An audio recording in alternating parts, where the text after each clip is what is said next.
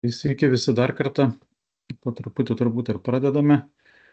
Tai iškart noriu informuoti, kad įrašą seminaro darome, juo pasidalinsime aplinkos ministerijos puslapyje ir nuorodą atsiųsime visiems dalyviams, taip pat ir skaidrės įdėsime.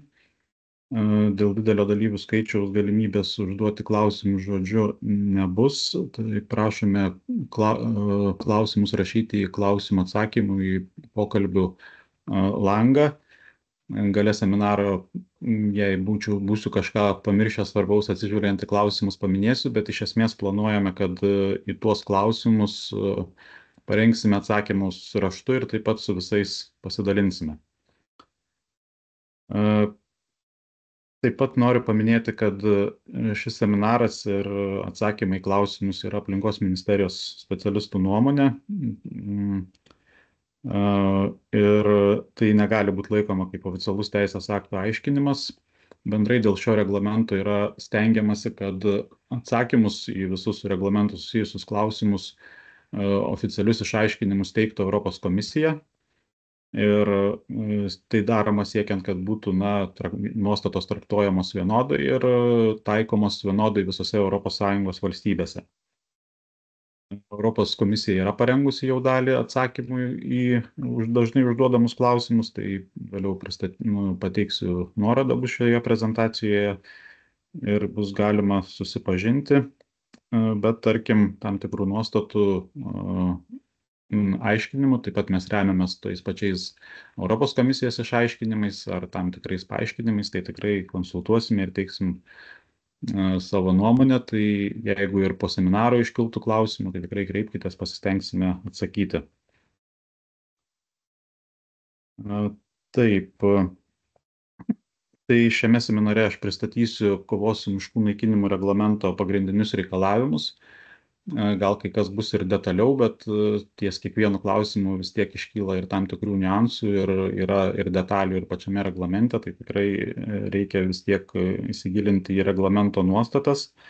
Po manęs Aušrinė Šerijienė iš Valstybinės vartotojų teisių apsaugos tarnybos pristatys šiuo metu galiojantį medienos reglamentą, kuris yra dabar taikomas ir jį pakeis būtent tas naujasis kovos su miškų naikinimo reglamentas ir apžvelgs, kokia buvo patirtis jį įgyvendinant.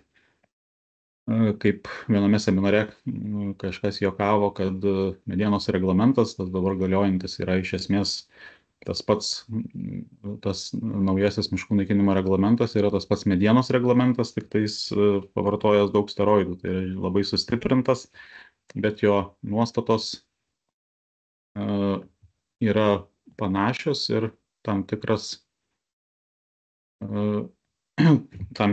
patirtis tikrai bus naudingos ir įgyvendinant šį naująjį reglamentą. Ir ši patirtis buvo su medienos reglamentu įvertinta Europos komisijos ir dalis nuostatų buvo labai sustiprinta, būtent įvertinus pakankamai nevienodą taikymą tarp valstybių narių, aiškumo trūkumą ir jo nepakankamą efektyvumą dėl siekiamų tikslų, kovojant su miškų naikinimu. Tai tas matysis, kai kur ir atkreipsiu dėmesį, būtent tai, tarkim, medienos sektorius jau šiek tiek turėtų būti labiau susipažinę su šitais reikalavimais ir tomis nuostatomis, kokios jos yra taikomas. Iškart norėčiau pasakyti ir dėl to kovos su miškų naikinimo reglamento įsigaliojimo. Yra labai daug spekulacijų, daug nuomonių, minčių dėl reglamento įgyvendinimo nusikalimo. Kaip žinia, jis turi įsigalioti iš ateinančių metų pradžioje. Ir yra labai daug įvairių organizacijų, pasaulio valstybių siūlymų. Tiesą sakant, ir mes prisidėjome prie bendro ES valstybių narių rašto Europos komisijai, kuriuo raginame nukelti šito reglamento taikymą į vėlesnį laikotarpį. Tačiau komisija neplanuoja jo nukelti ir prieš kelias dienas kalbėjau ir su Vengrijos pirmininkaujančio šiuo metu Europos tarybai valstybės atstovais ir jie patvirtino, kad iš Europos komisijos kol kas nėra jokių ar ženklų, ar iniciatyvų, kad planuojama nukelti šį reglamentą, todėl bent jau kol kas tikrai reikia ruoštis taip, lyg reglamentas tikrai įsigalios nuo naujų metų, jis tikrai įsigalios, kol kas taip numatyta. O su nukelimu yra susijęs toks niuansas, kad norint nukelti jo įsigaliojimą, reikėtų pakeisti dabartinį reglamentą, o kaip žinia, reglamento pakeitimui reikia labai daug laiko.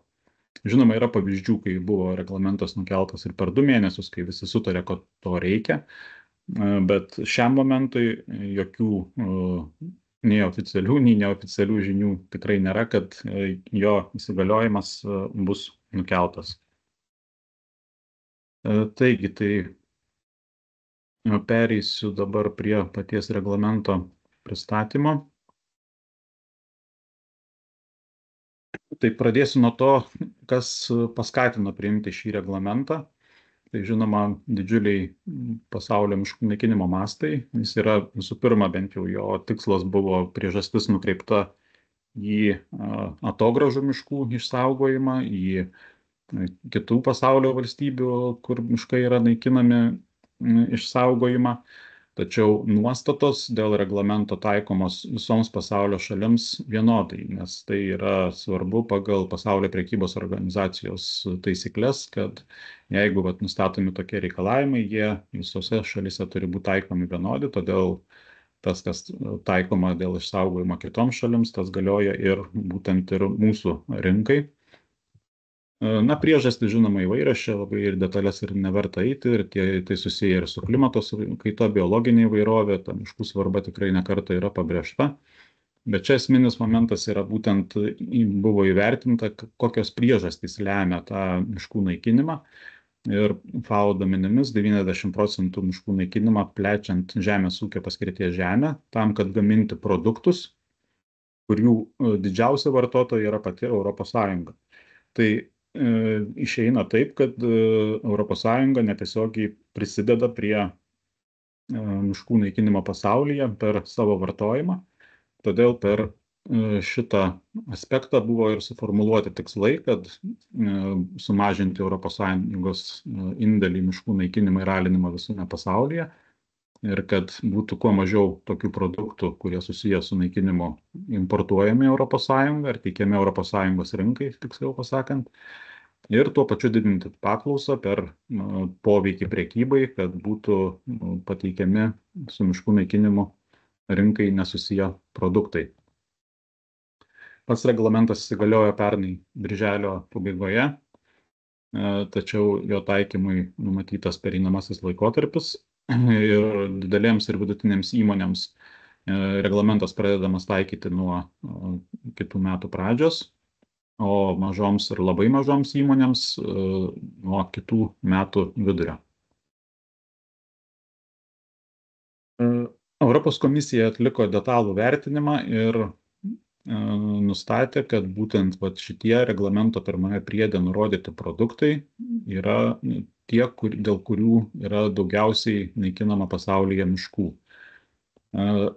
Čia yra įvardinti reglamente, jie vadinami kaip biržos prekės, bet iš esmės tai yra žaliavos tų reglamento pirmame priede nurodytų produktų gamybų. Tai yra galvijai, kakava, kava, alyvpalmių aliejus, kaučiukas, soja ir mediena.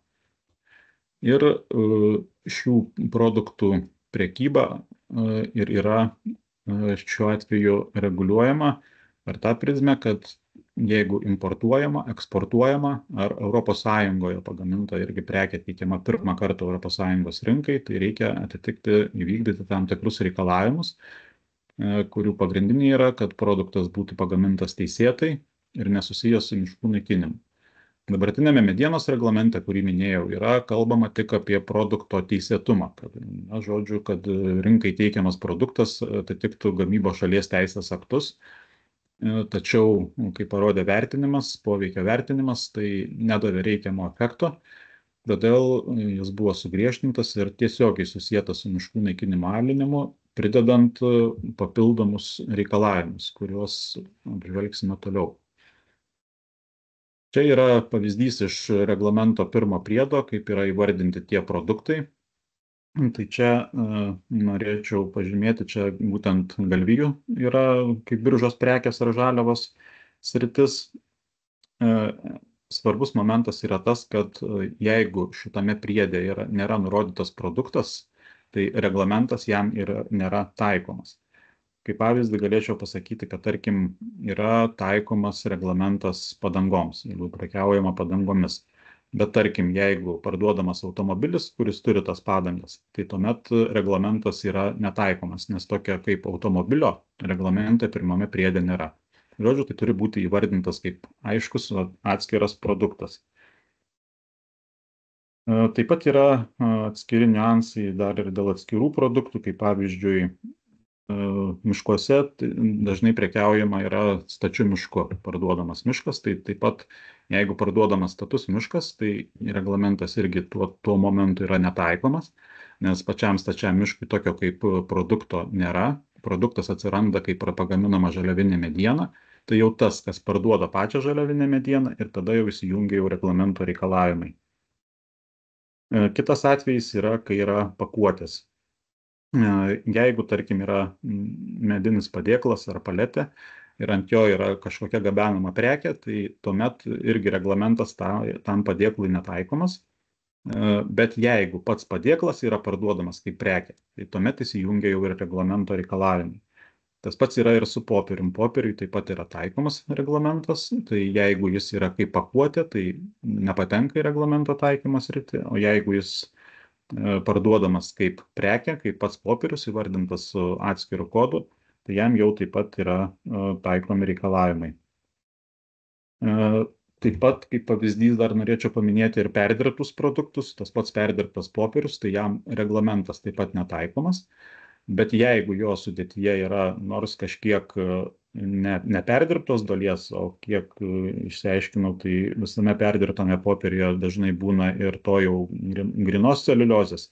Tai dėl tos dalies taip pat reikia atlikti jau tuos visus vertinimus, kas nustatyta reglamento reikalavimuose. Tai tų niuansų yra ir daugiau, tai čia kiekvienu atveju reikia jau atskirai išsiaiškinti, koks produktas patenka, nepatenka ir ar yra jau tas reglamentas taikomas.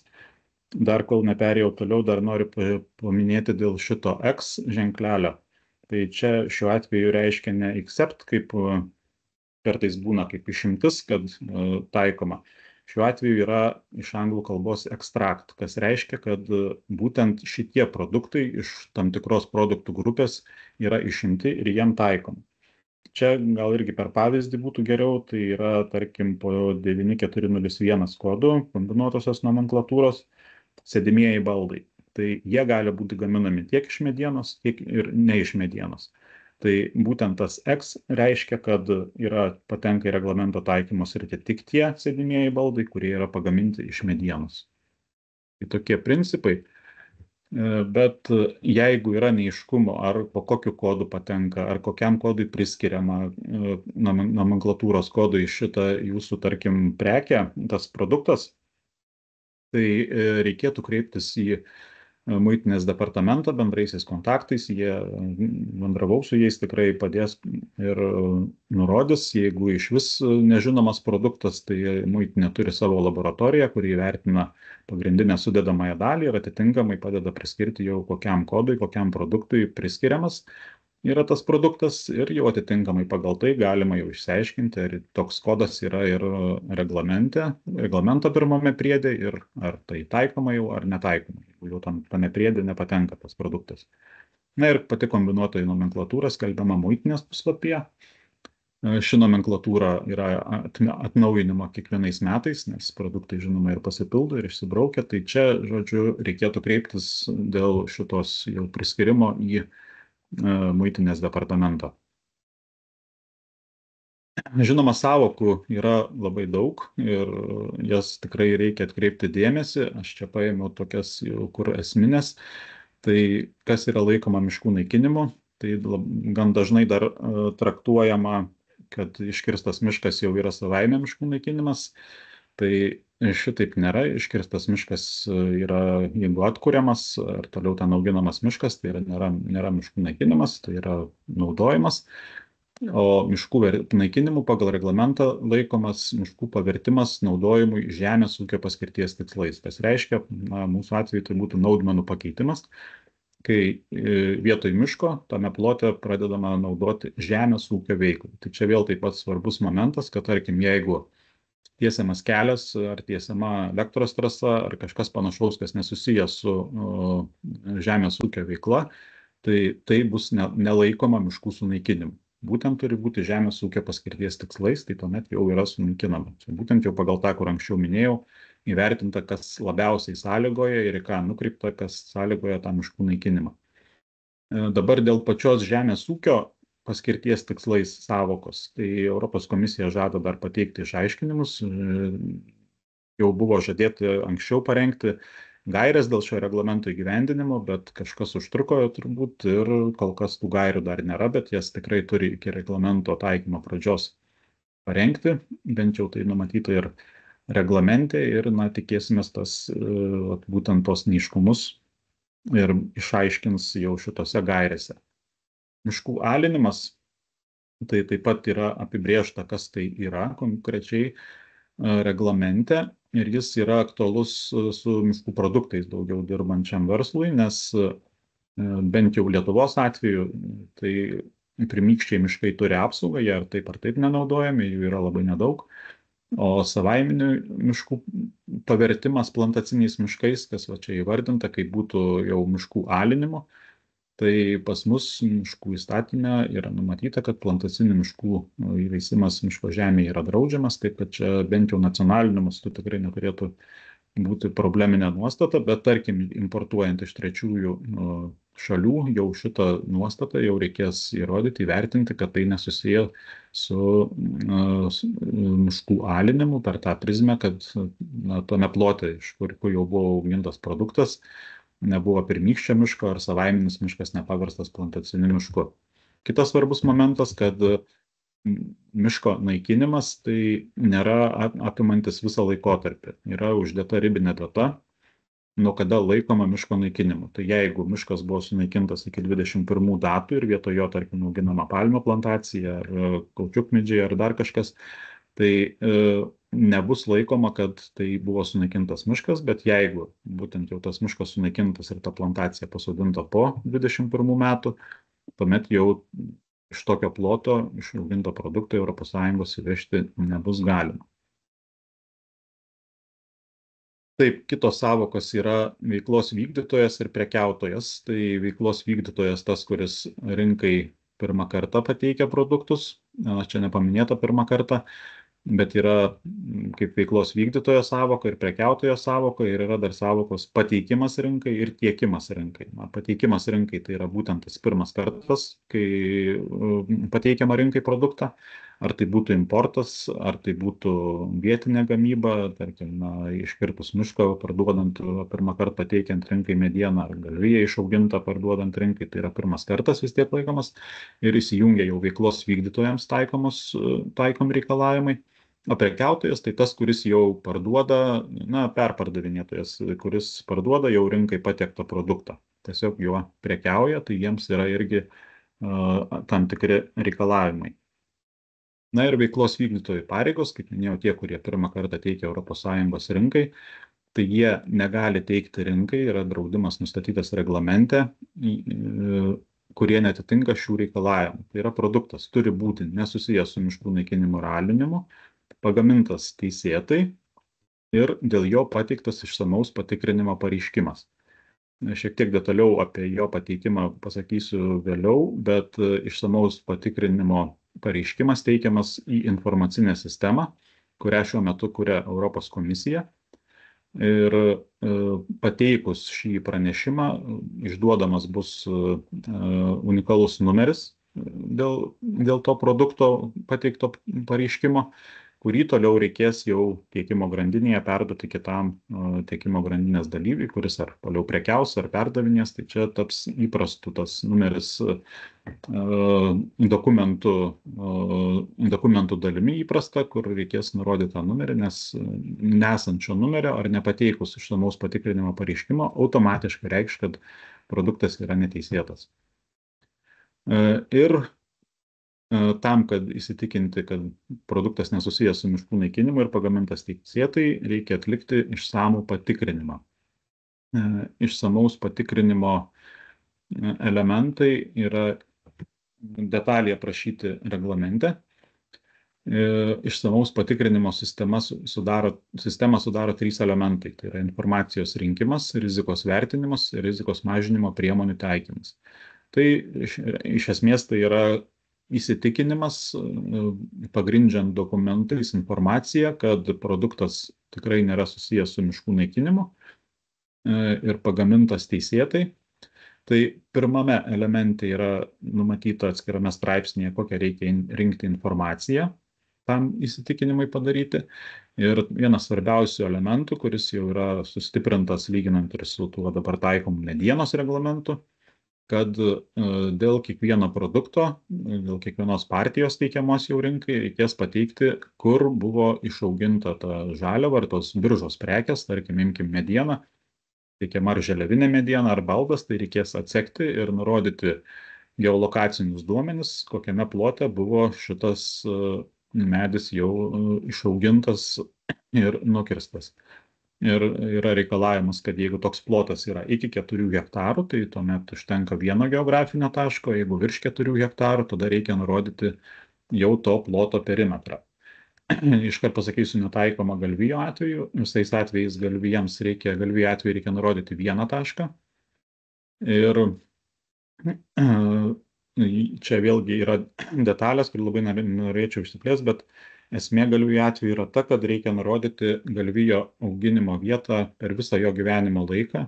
Tai visas laikinas vietas ir kur jis pastoviai buvo laikomas, tai ar tai būtų pastatai, ar tai būtų ganimo vietos nuo pat gimimo iki pat paskirdimo. Tokie yra reglamento reikalavimai. Ir tos geografinės koordinatės, geolokaciniai duomenys, bent jau kol kas yra nurodyta, pagrindinis formatas bus GeoJSON. Pas mus yra plačiai naudojamas Shape formatas, tai komisija prie dažniausiai užduodamų klausimų yra informavusi, kad su laiku atsiras ir daugiau formatų, tobulins ir įtrauks ir kitus, bet šiuo metu GeoJSON yra formatas, tai mes dabar bendraujam ir su valstybinė miškų tarnyba, ir su Žemės ūkio ministerija, kad būtent jau pritaikyti, sudaryti galimybės jau veiklos vykdytojams, kad gauti tuos formatus reikiamus ir padėti sudėlioti būtent į tą reikiamą formatą. Bet kol kas ta informacinė sistema, kaip sakiau, rengiama ir kai jau bus pati informacinė sistema, tada jau bus galima detaliau apie tai kalbėti. Na ir toliau surinkus jau informaciją, atliekamas rizikos vertinimas. Reglamente vėlgi atskirame straipsnėje yra nurodyti minimalūs rizikos vertinimo kriterijai, kuriuos reikia įvertinti, ir tie rizikos vertinimo kriterijai turi atvesti prie tokio vertinimo, kad tai nėra rizikos, kad susijęs su miškų naikinimu ar pagaminta neteisėtai, arba kad ta rizika yra labai maža. Jeigu surinkti duomenys ir tas vertinimas rodo, kad yra didelė rizika, tai čia tuomet reikia atlikti papildomus veiksmus, kad tą riziką sumažinti. Tai gali būti tas pats sertifikavimas, auditai, vykimas į vietą, bet kas padėtų tą padaryti. Ir žinoma, jeigu rizikos nepavyksta sumažinti, tai tokiu atveju tenka atsisakyti tokio produkto importo. Pagal reglamentą negalima jau šito dalyko daryti. Taip. Žinoma, nėra labai aiškiai apibrėžta, kas tai yra ta nedidelė rizika ar visiškai, kad nėra rizikos. Tai yra palikta būtent jau tam įvertinimui, tai tokių subjektyvių momentų šiame reglamente yra, bet tai yra tokios nuostatos ir jau vis tiek reikės turbūt akivaizdžiai įsitikinti, kad jau nėra jokių akivaizdžių rizikų, kad tai gali būti su miškų naikinimu.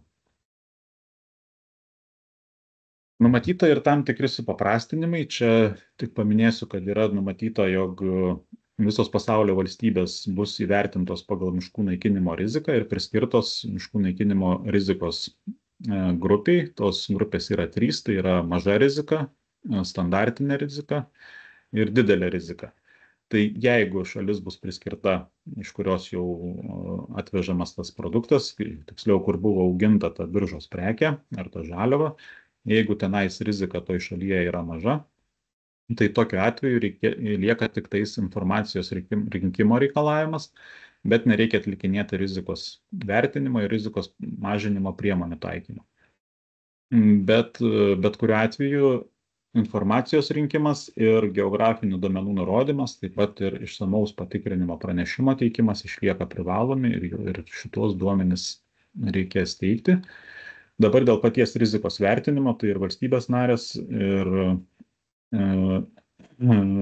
pati komisija stengiasi, kad būtų tas šalių priskirimo rizikos grupėms atliktas iki naujų metų, nes tai vis tiek gan stipriai palengvintų tolesnį įgyvendinimą. Tačiau pagal dabartinės tendencijas ir žinant, kiek yra pažengusi Europos komisija šitame šalių vertinime, tikėtina, kad nespės to atlikti.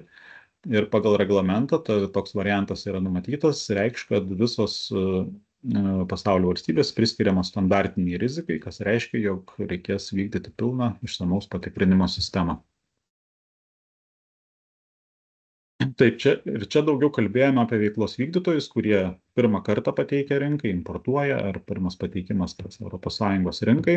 Ir toliau yra kiti reikalavimai, kuomet jau yra pateiktas produktas rinkai ir jis toliau jau juda tiekimo grandinę. Tai čia gali būti tiek ir nusipirkimas ir to produkto perdirbimas į kitą produktą, kuris taip pat yra reglamente, tai tokiu atveju reikia iš naujo vėl teikti išsamaus patikrinimo pranešimą, jeigu tai yra jau naujas produktas. Tai jeigu jau tas produktas, kuris teikiamas rinkai, yra pagamintas iš žaliavų, kurios buvo pateiktos rinkai, arba iš kitų tokių produktų, kurie taip pat buvo pateikti rinkai, tokiu atveju išsiskiria reikalavimai mažoms ir vidutinėms įmonėms ir didelėms įmonėms. Jeigu maža ir vidutinė įmonė teikia rinkai produktą, kurio žaliavos buvo patiektos rinkai, tai joms yra patys mažiausi reikalavimai. Jos realiai neturi nei vertinti rizikų, nei pateikti išsamaus patikrinimo pareiškimo, nes iš esmės jau dėl tų anksčiau ES rinkai pateiktų žaliavų tas vertinimas jau buvo atliktas.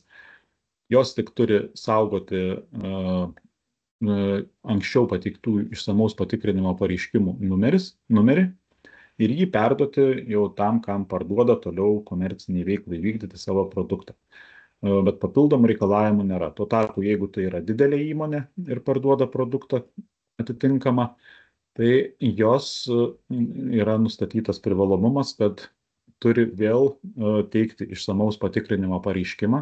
Tačiau čia numatytas palengvinimas, kad gali remtis jau tuo ankstesniu pateiktų pranešimu dėl tos žaliavos, kuri buvo panaudota jo produkte. Bet gali remtis tik įsitikinę, kad atlikta viskas teisingai ir atitinka reglamentą. Labai diskusijų daug kyla dėl to įsitikinimo, nes tai nėra apibrėžta, kas tai yra konkrečiai. Čia dar vienas iš subjektyvių dalykų, kurį taip pat tikimės Europos komisija išaiškins, tai ir pats verslas kelia klausimus, kaip tas galėtų atrodyti. Tai dabar šiuo metu tai nei aš, nei Europos komisija negali atsakyti į tą įsitikinimą ir čia palikta bent jau ankstesniais Europos komisijos aiškinimais tikslingai, kad išnaudotų verslas visas galimybės ir čia toks gaunasi iš dalies ir dvigubinimas tų pastangų, nes jau bus kažkas atlikęs tą išsamų vertinimą dėl to žaliavos, aš pagaminau produktą, tai aš turėsiu dar kartą tą padaryti, bet šitas įsitikinimas gali apimti tiek nuo to, kad jūs pasitikit savo tiekėju ir papildomų veiksmų neatliekat, ta prasme, kad toliau teikiat produktą, remdamiesi to anksčiau pateiktų išsamaus patikrinimo pranešimu.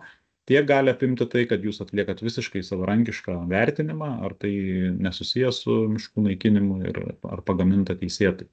Tai šitas momentas kol kas yra neapibrėžtas, bet tai vis tiek yra palengvinimas to, kad jau bus dėl to produkto, kurį naudoja jau pateikto ES rinkai, tai nereikės jau papildomai galbūt rinkti geografinių koordinačių ar ten vertinti tų visų atliktų klausimų.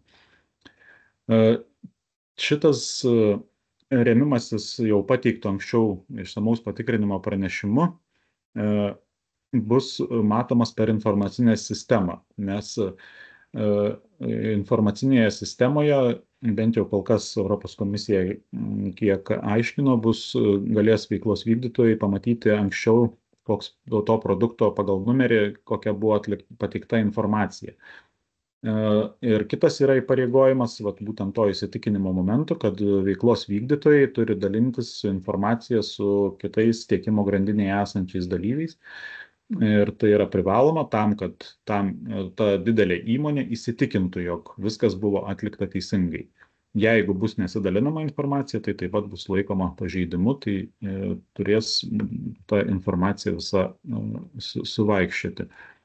Analogiškai yra ir prekiautojams pareigos, pagal tai, ar įmonė yra vidutinė ir maža, ar priskiriama prie didelių.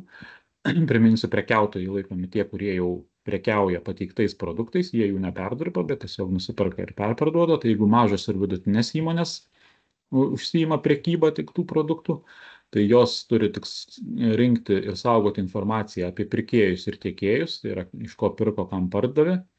Nepaminėjau dėl informacijos saugojimo, tai iš esmės visa su šiuo reglamentu susijusi informacija, kas renkama, teikiama per informacinę sistemą, turi būti saugoma 5 metus. Ir jeigu vykdydama atsekamumo pareigą kompetentinga institucija tikrins, jeigu reikės atsekti kokį produktą, tai prekiautojas turės pateikti informaciją būtent apie tuos pirkėjus arba apie tuos, iš ko pirko, arba tam, kam pardavė būtent tos produktus. Na, o didelės įmonės prekybos, tai vėlgi yra uždėtas reikalavimas, kaip ir veiklos vykdytojų didelėm įmonėm, jos prilyginamos kaip veiklos vykdytojams ir vėlgi turi teikti išsamaus patikrinimo pranešimą, nepaisant to, kad jau dėl to produkto jis buvo pateiktas, arba gali remtis tuo anksčiau pateiktų pranešimu, tik įsitikinę, kad viskas atlikta teisingai pagal reglamento reikalavimus. Taip pat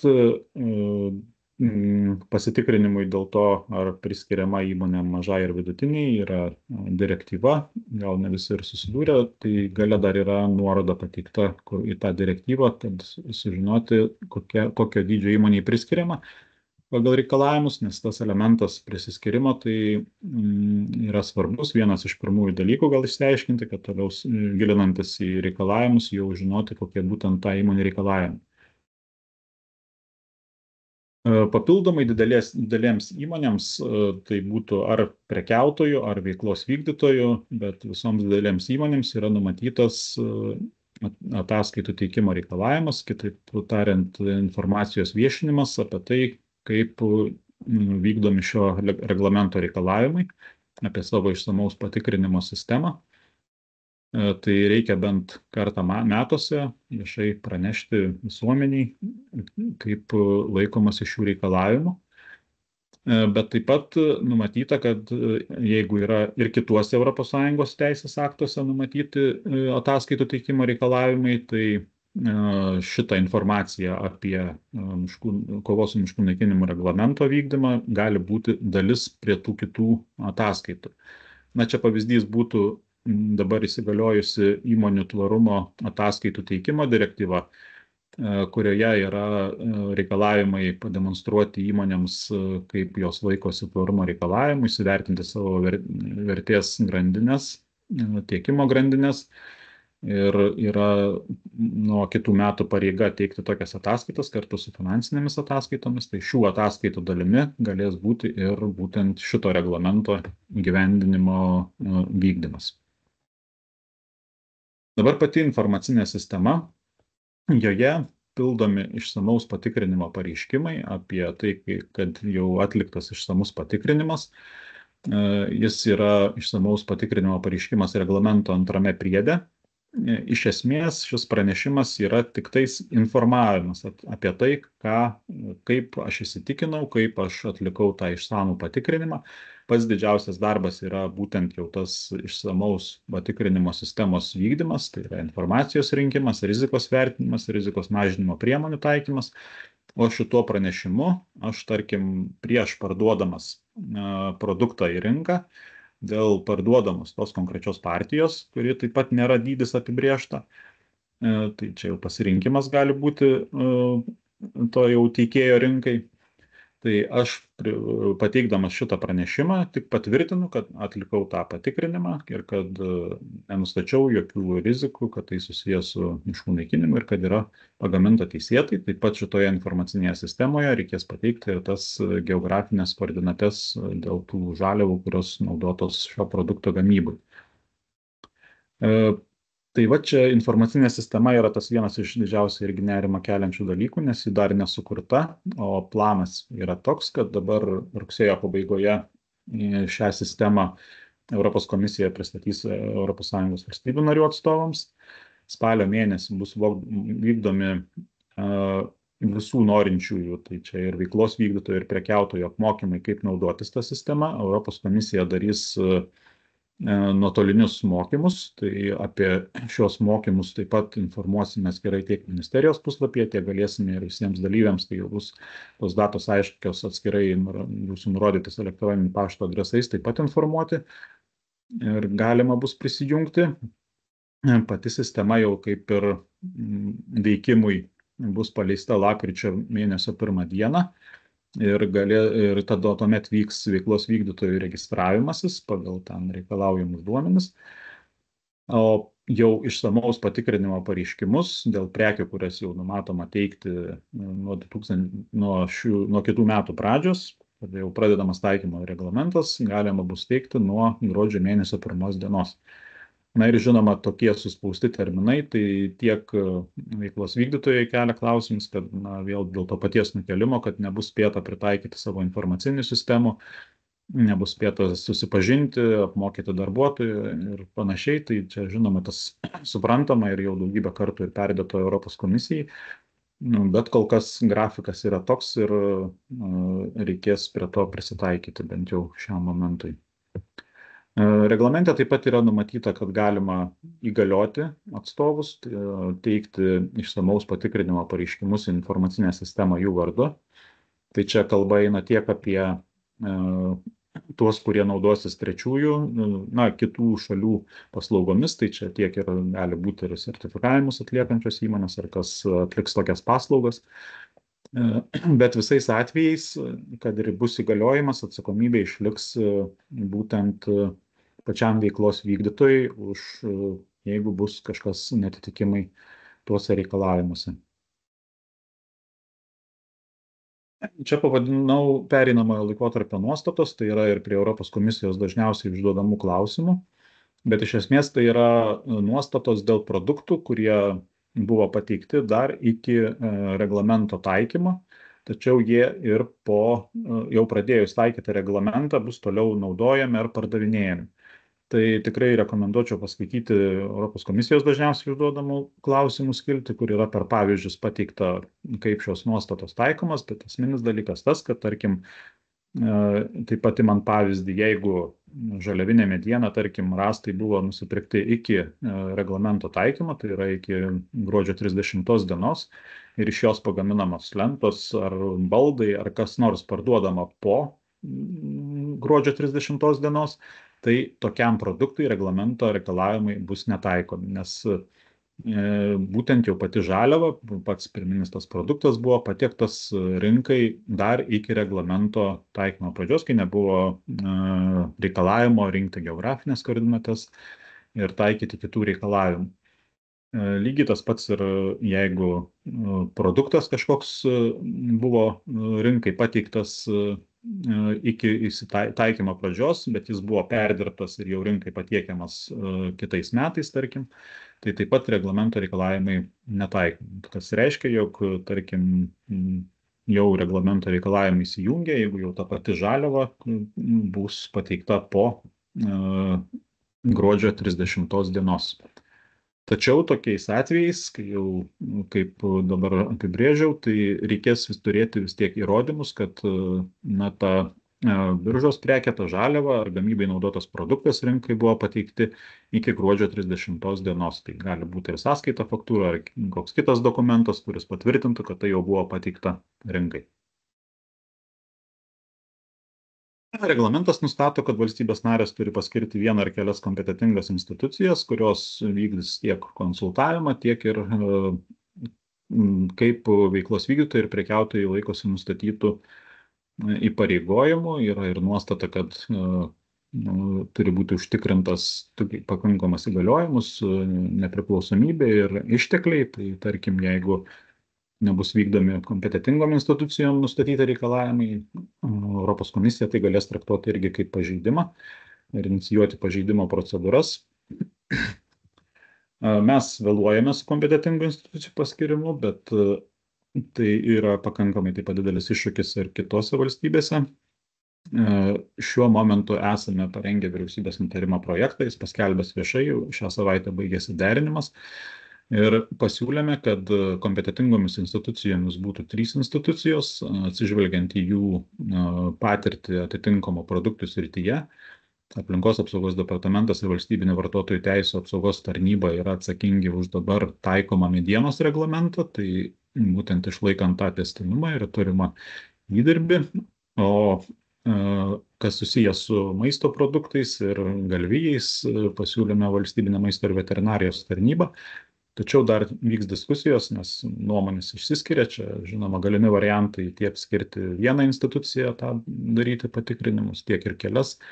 Tai dėl šio klausimo dar diskutuosime ir atitinkamai teiksime siūlymus vyriausybei. Kalbant apie kitas ES valstybės, tai tikrai labai išsiskiria, kas tą daro. Tai yra tiek nuo paskirtos vienos institucijos, tiek iki 2, tiek ir taip pat iki 3. Tiek ir kas su maisto sauga dirba, viską daro, tiek ir išskaido, tiek netgi skaido ir pagal tai, kas susijęs su importu, o kas su vietinė gamyba. Tai žodžiu, kiekviena šalis sprendžia jau kaip sutarė pas save. Kompetitingom institucijom įvertinus būtent ir medienos reglamento vykdymo patirtį, kuriame nėra nustatyta konkrečių patikrinimų procentų, dėl ko labai išsiskyrė šalių narių pastangos vykdyti tuos patikrinimus, nuo to, kad būdavo, kad nei vieno nepatikrina vienais metais, o kitas 100 tikrina. Tai tam, kad dabar apibriežti bent jau tą minimalų standartą, kiek mažiausiai reikia patikrinti, tai nustatyta, kad susijęjant tai su šalių rizikos vertinimu, tai čia būtent vėlgi per poveikį, kad kuo didesnė rizika, tuo daugiau reikia tikrinti, kad pastangas reikia nukreipti į produktus iš tų šalių, kuriuose didelė miškų naikinimo rizika, kas yra, aišku, visiškai logiška. Ir yra nustatyti tie patikrinimų procentai. Tai jeigu dabar bus, kaip sakiau, standartinė rizika, tai kompetentingos institucijos turės patikrinti 3% veiklos vykdytojų, ką taip pat reikia pabrėžti, kad tikrinimai turi apimti ne tai, kad 3% paimsim medieną ir tik medieną tikrinsim, bet net turės būti kiekvienos biržos prekyje ar tai žaliavos grupiai ir su ta žaliava susijusių produktų kategorijai turės kiekvienoje toje kategorijoje būti patikrinti tie procentai. Tarkim, medienos srityje veiklos vykdytojai reikės patikrinti 3%, kakavos taip pat 3% ir taip toliau. Šitie tikrinimai jau turės būti pradėti vykdomi 25 metais, o sistema veiks taip, kad kompetitinga institucija pagal rizikos vertinimo kriterijus atsirinks būtent tuos tikrinamus subjektus iš informacinės sistemos, paėmusi per metus, kiek buvo pateikta išsamaus patikrinimo pranešimų. Tai 25 metais kompetitinga institucija, žinoma, dar neturės tos informacijos, nes, tarkim, paims 26 metais, tai paims 25 metų duomenis, kiek buvo pateikta iš viso išsamaus patikrinimo pranešimų ir galės tą procentą apskaičiuoti, atitinkamai ir iš tos sistemos atsirinkti tuos, ką tikrins. 25 metais bus skaičiuojama iš turimų nacionalinių jau duomenų, kiek buvo tų veiklos vykdytojų, tiek pagal muitinės informaciją, tiek pagal nacionalinius turimus registrus.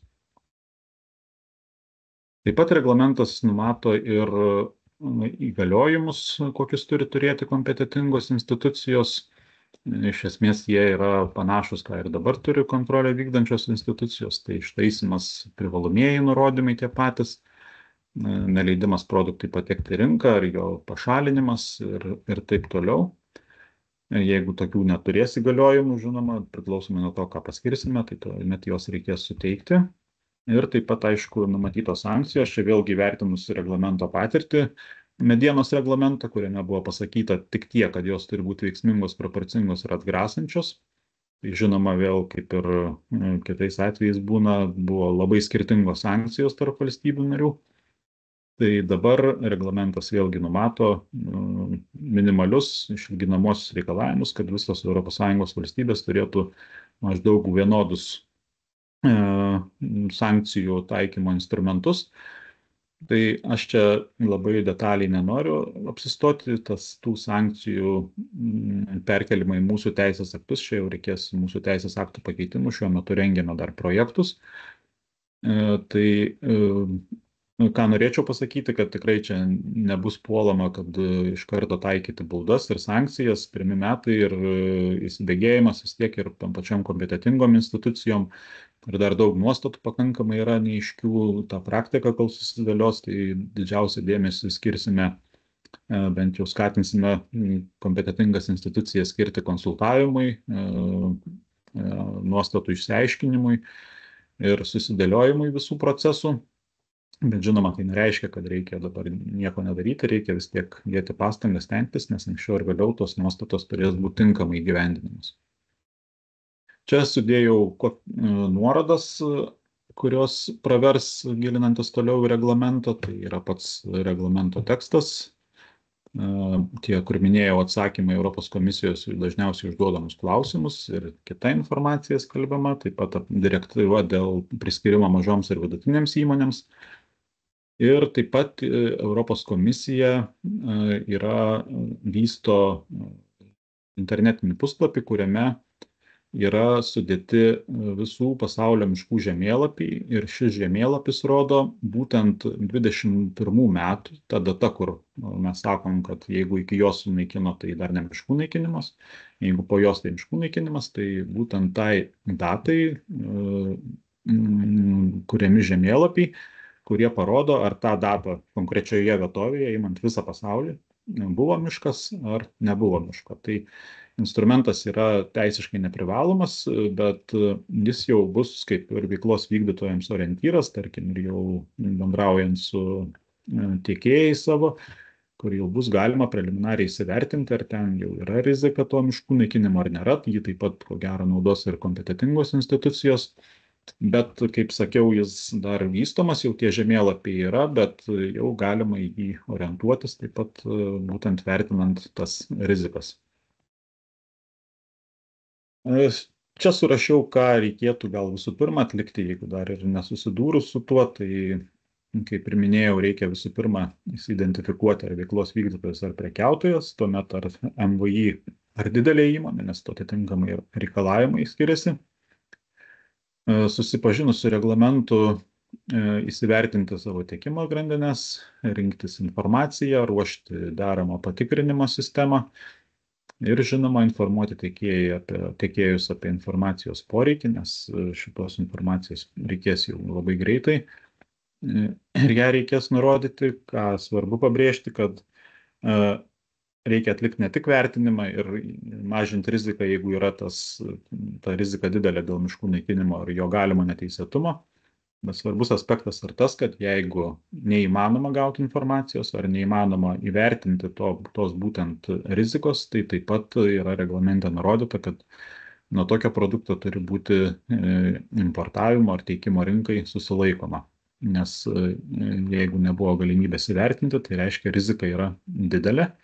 Tai čia tas pasakytina ir tai, kai būna, kad tiekėjai nesidalina informaciją ar mano, kam čia to reikia, tai yra didelė rizika, kad jūs privalėsite tada su jais nutraukti santykius. Tai tiek būtų iš mano pusės. Dabar prašysiu Aušrinės pristatyti apie medienos reglamento įgyvendinimo patirtį, kuri, kaip minėjau, yra panašios nuostatos ir tikrai ar pasitaikančios klaidos, ir į ką reikia atkreipti dėmesį, pravers ir naujo reglamento įgyvendinimą. Prašau, Aušrinė.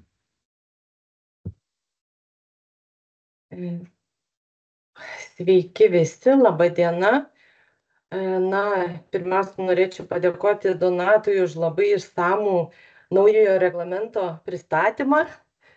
ir tuo pačiu pajuokauti, kad galbūt naujasis reglamentas ne steroidais užsiaugins raumenis, o natūralius raumenis, kurie yra iš esmės daug stipresni. Tai, kaip ir minėjo Donatas, esu iš vartotojų teisų apsaugos tarnybos, Rytų Lietuvos regiono skyriaus patarėja Aušrinė Širienė. Ir mes buvom ir esam dar kol kas kompetentinga institucija dėl medienos reglamento, kurį pakeis naujasis reglamentas. Ir norėčiau apžvelgti keletą gal tokių vadinamų veiklos vykdytojo klaidų arba neatitikimų ir taip pat patirtį įgyvendinant būtent senąjį reglamentą. Žinoma, dabar, ką pasakysiu, kokios pareigos vartotojams ir veiklos vykdytojams, tai jau po truputėlį pamirškite, koncentruokitės į naująjį reglamentą, tačiau tiesiog gal pabandykime prisiminti. Taigi, medienos reglamento įsigaliojimas buvo priimtas Europos parlamento ir tarybos 2010 metais ir kuriuo buvo nustatomos veiklos vykdytojų pateikiančių rinkai medieną ir medienos produktus pareigos.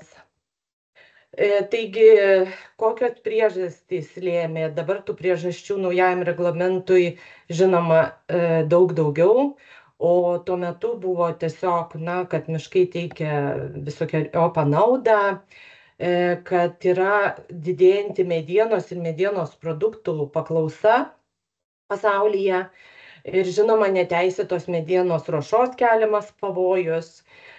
Buvo 2003 metais komisijos komunikatas priimtas dėl su miškininkystė susijusių teisės aktų įgyvendinimo, miškų išteklių valdymo ir prekyba mediena, tas vadinamas FLEGT pasiūlymas dėl ES veiksmų plano.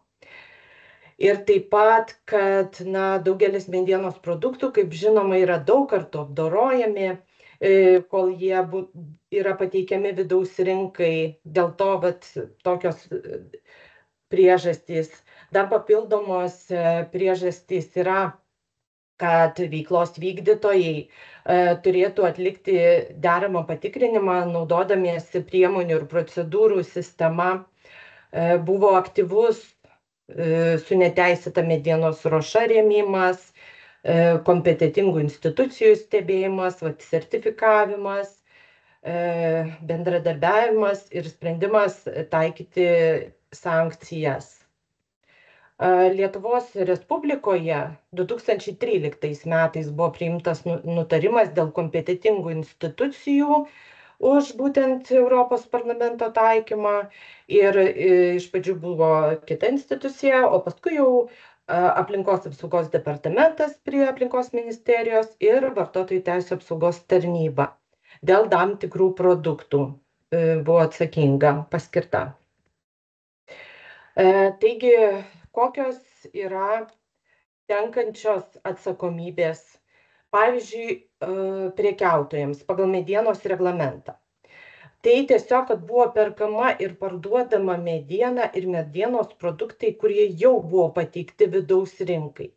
Tai vadinasi, tiesiog prekiautojas tai buvo ir dabar yra, kai įsigyja jau patekusi produktą į Europos Sąjungą.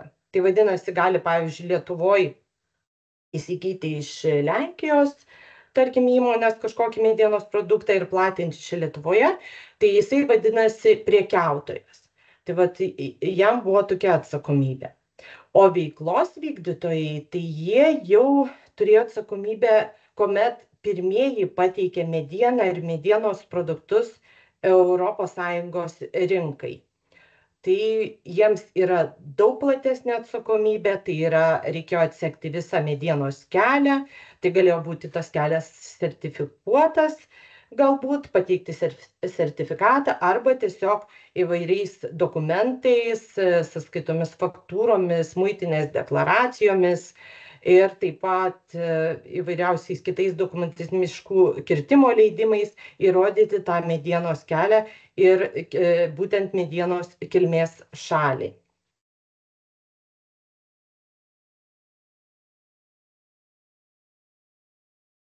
Taip, apžvelkime, kokios buvo pareigos veiklos vykdytojams. Tai joms pagrindinės buvo, kad draudžiama pateikti rinkai neteisėtai paruoštą medieną ir jos produktus. Taip pat veiklos vykdytojai turi imtis deramo patikrinimo priemonių ir naudotis deramo patikrinimo sistema.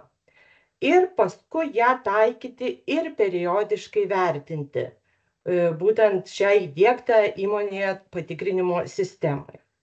O prekiautojams tai buvo tokios pareigos, turi galėti nustatyti veiklos vykdytojus ar prekiautojus, kurie pateikia medieną ir medienos produktus jau rinkai.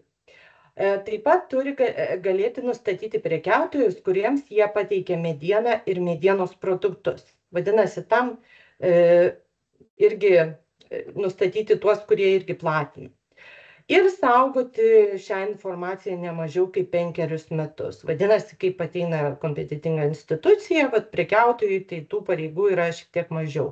O veiklos vykdytojams tai reikia būtent deramo patikrinimo sistemą, kuri, net kaip sakiau, turi turėti kažkokias galbūt kaip lenteles ir panašiai. Neužtenka vien žodžių pasakyti, kad mes viskas gerai vežam ir kilmės šalis tokia ir tokia, turi turėti sistemą, dokumentai turi matytis ir paprašyti, pavyzdžiui, kompetentingai institucijai juos pateikti. Mūsų tarnyba nuo 2013 metų tai vykdė tokias pareigas ir patirtį turi, tai atlikinėjom labai daug tų patikrinimų, konsultacinių vizitų. Anksčiau buvo vertinamieji vizitai. Tai tokie vizitai, kur tiesiog iš karto netaikomos kažkokios sankcijos, o jeigu nustatomi trūkumai, tai verslo atstovai įpareigojami tuos trūkumus susitvarkyti. Verslo konsultacijos telefonu, elektroniniais paštais gyvai ateidavo konsultuotis. Organizuojami buvo seminarai, skelbiami Europos komisijos pranešimai ir taip pat tarnyba kartu su kitomis kompetentingomis institucijomis dalyvavo būtent jau to reglamento Europos komisijos rengiamuose susitikimuose. Na ir kokios dažniausiai daromos klaidos buvo. Tai apskritai išanalizavus tą patirtį ir mūsų sistemose suvestus duomenis, tai pagrindinės buvo dokumentų neteikimas kompetentingoms institucijomis ir nesidomėjimas teisės aktais susijusiais su vykdoma veikla. Tai tas nesidomėjimas teisės aktais susijusiais su vykdoma veikla, tai tiesiog iš patirties galiu pasakyti, pavyzdžiui, naujuoju reglamentu iš tikrųjų yra didžiulis susidomėjimas, o būtent medienos reglamentu tiesiog, gal ir mūsų per mažai buvo informuojama iš kompetentingų institucijų, tiesiog tokio susidomėjimo nebuvo ir tiesiog daugiau ne pats verslas domėjosi, o tiesiog vos ne per prievartą būdavo tiesiog stengiamasi įdiegti. Tai dabar palyginus iš tikrųjų naujoju reglamentu susidomėjimas yra didelis, tai aš manau, kad čia visiškai jau kitokia bus patirtis.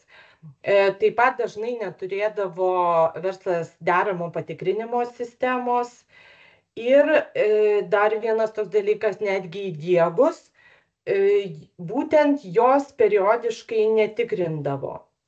Ir iš tikrųjų ir mūsų tarnybos patirtis, ir Lietuvos patirtis, tai buvo taip, kad būtent medienos reglamente, pavyzdžiui, įrašyta buvo žodis sankcijos, taikomos tarptautinės sankcijos, vykdant deramo patikrinimo sistemą. Ir šitos aplinkybės nepatikrinimas paskui lėmė padarytas verslininkų klaidas. Mūsų tarnyboje nustatyti neatitikimai buvo nuo 2013 metų, tai 51 įmonėje. O 2023 metais jau dėl atsiradusių tokių kitų aplinkybių buvo nustatyta galimų sankcijų pažeidimų, būtent va tų tarptautinių, ir teisėsaugai perduota net 46 įmonės jų informacija dėl galimų pažeidimų. Taip, tai dabar, jeigu žiūrint pagal rizikos vertinimą pagal medienos reglamentą, tai vat buvo deramo patikrinimo sistemą sudaro rizikos įvertinimo procedūros, kurios suteikia galimybę veiklos vykdytojai analizuoti ir vertinti, kokia rizika, kad rinkai bus pateikta neteisėtai paruošta mediena ar iš tokios medienos pagaminti medienos produktai.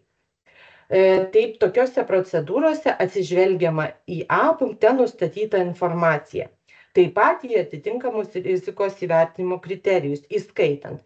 Ir štai, vat, kaip ir sakiau, viena iš didžiausių klaidų lėmusių verslo turbūt, kad vat, šitas punktas buvo praleistas ir medienos neteisėtos ruošos ar praktikos mastą ruošos valstybės regione, kuriame mediena buvo paruošta, įskaitant ginkluotų konfliktų masto svarbą, Jungtinių tautų saugumo tarybos ir ES tarybos nustatytas sankcijas dėl medienos importo ar eksporto. Taip pat norėčiau pabrėžti, kad verslas iš tikrųjų, kai jau buvo apie tai informuota, tai nežmoniškų greičių reagavo ir teikė dokumentus, bendradarbiavo su tarnyba ir tiesiog tikrai labai daug buvo pateikta informacijos ir jau atsižvelgta būtent į tai. Taigi, medienos reglamentas bus naikinamos nuo 24 metų gruodžio 30 dienos. Tačiau atkreiptinas dėmesys, kad medienos reglamentas toliau taikomas medienai ir medienos produktams, kurie buvo pagaminti iki 23 metų birželio 29 dienos ir pateikti rinkai nuo 24 metų gruodžio 30. Taigi vadinasi, jeigu produktai buvo pagaminti iki 23 metų, 23 metų birželio 29 dienos, ir jie pateikiami rinkai nuo 24 metų gruodžio 30 dienos, nuo kitų metų pradžios. Tai vadinasi, jiems toliau taikomas būtent senasis medienos reglamentas. Dabar nukrypstant nuo reglamento jau to naujojo 1 straipsnio 2 dalies, mediena ir medienos produktai, kaip apibrėžta reglamento, būtent senojo jau 2 straipsnio 2 punkte, kurie buvo pagaminti anksčiau nei 23 metų birželio 20 dienos ir pateikti rinkai nuo 27 metų gruodžio 31 dienos, jau turi atitikti naujojo reglamento 3 straipsnį. Tai vat tokios datos pagrindinės įsiminti, būtent kaip tie produktai. Labai gerą praktiką idėją tokią pasiūlė vieni verslininkai, kuriuos nesenai konsultavau, konsultacinį vizitą dariau, tai jie pas save yra pasidarę tokiamis kaip schemomis. Ir susidarė, vat būtent pasirašę datas, kartais gal skaitant tekstą iš tikrųjų yra sudėtinga, bet kadangi verslas paprastai yra tie vadinami tiksliukai, tai jiems turbūt paprasčiau yra susidėlioti schemomis. Tai vat tokią schemą pasidaryti, nuo kada yra, būtent kada galioja senas, kada naujas reglamentas datos, tai vat turėtų gal ir paprastinti būtent tą naujo reglamento įgyvendinimą. Na, dėl medienos reglamento senojo to vadinamo be steroidinio būtų tiek. Jeigu kiltų dar kažkokių klausimų, tai tikrai kreipkitės. Ir Donatas labai išsamei pristatė naująjį reglamentą. Ir tiesiog, jeigu dėl senojo kažkokio dar būtų klausimų, tai tikrai kreipkitės ir stengsimės atsakyti. Tai iš mano pusės būtų tiek. Ačiū labai, Aušrine. Na, paskaičiau dalį klausimų, tai turbūt nepakankamai dar išsamei, nes tikrai yra daug klausimų ir labai geri klausimai. Tikrai ir atskirų produktų srityse iškyla tam tikri specifiniai neiškumai. Dalis klausimų buvo paminėta jau ir atsakyta, dalis su informacinė sistema susijęs, su GeoJSON formato naudojimu, tai vis tiek, kai jau bus pati sistema, bus daugiau aiškumo, kaip būtent ten pateikiama bus. Komisija žadėjo, kad ten bus ir galimybė ir failų pavidalų pateikti, ir ranka vos neišbraižyti plotą, ir koordinates rankas suvedinėti, kas aišku jau būtų per daug primityvu. Tai yra ir klausimų, kurių tikrai reikia ir man pasigilinti, ir ko gero teks dalį ir pasižymėsiu, kur reikės kreiptis ir į Europos komisiją išaiškinimą, nes tikrai ne visos specifikos yra įvertintos, apžvelgtos, ir reikės ir bendrų nuostatų taikymo, kad ir ES lygių būtų išaiškintos. Tai ką galėsim, tikrai raštu pabandysim išdėlioti atsakymus, ko ne, pažymėsim, kad dar tikslinsimės ir tikrai pasistengsim informuoti apie tai. Dar norėjau bendrai paminėti, kad suprasti tą sistemą, kaip jinai veiks. Tai bus būtent įmonė turės atlikti daromą patikrinimo sistemą, atlikti tą vertinimą, pateikti išsamaus patikrinimo pranešimą. Jeigu tai yra importas, tai prieš teikiant išmuitinimui jau muitinės deklaraciją, visų pirma turės būti pateikta į tą informacinę sistemą pranešimas.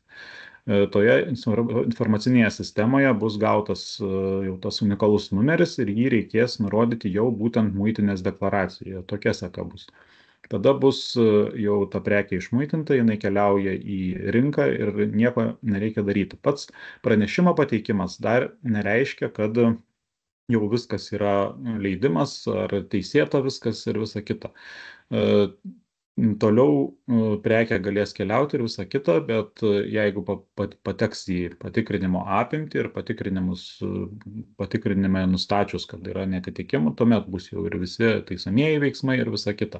Pats būtent jau pranešimo pateikimas dar neužtikrina, kad jau viskas yra gautas leidimas ir teisėtai, nes pateikus pranešimą nebus taip, kad jį tenai iš karto tikrins, tik patikrinus įvertins, ar viskas gerai ir tada keliaus. Ne taip veiks sistema. Bet tam tikrais atvejais, kur bus ypač didelė rizika, bus nustatyti atskiri kriterijai, tai aišku bus susijęs su didelės rizikos šalimis.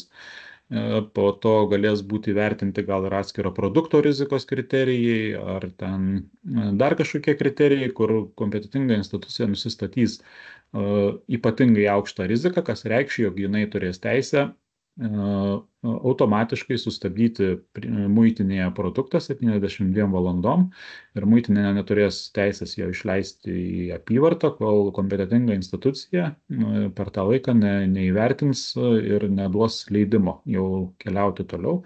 Čia jau bus jau ypatingai didelės rizikos atvejai. Tai čia tik apie tuos papildomus, kokie yra dar numatyti reikalavimai, kurių yra ir žinoma ir daugiau.